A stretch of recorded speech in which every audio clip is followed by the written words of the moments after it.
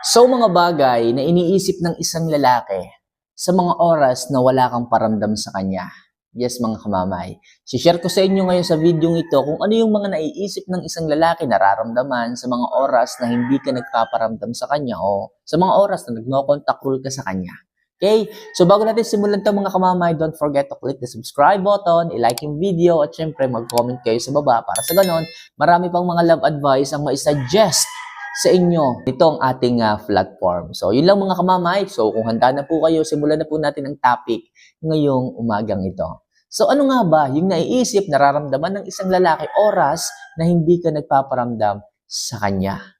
So, number 1, iniisip niya na may pagmamahal at respeto ka pala sa sarili mo.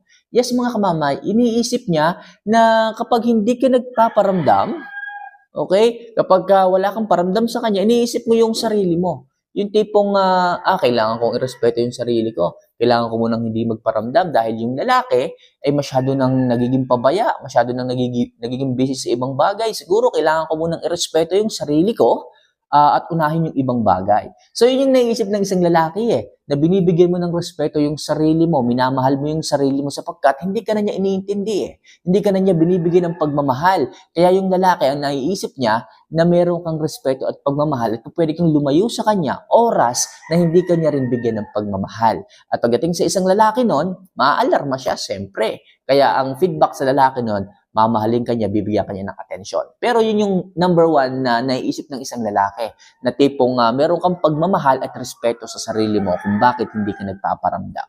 Okay? So number 2, iniisip niya kung hahabulin ka ba niya or hindi.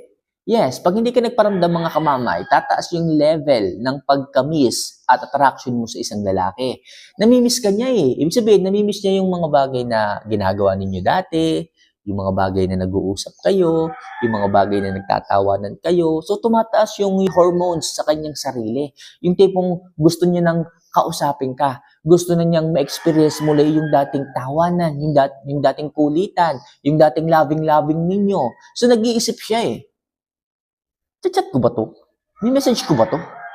Ay, maganda.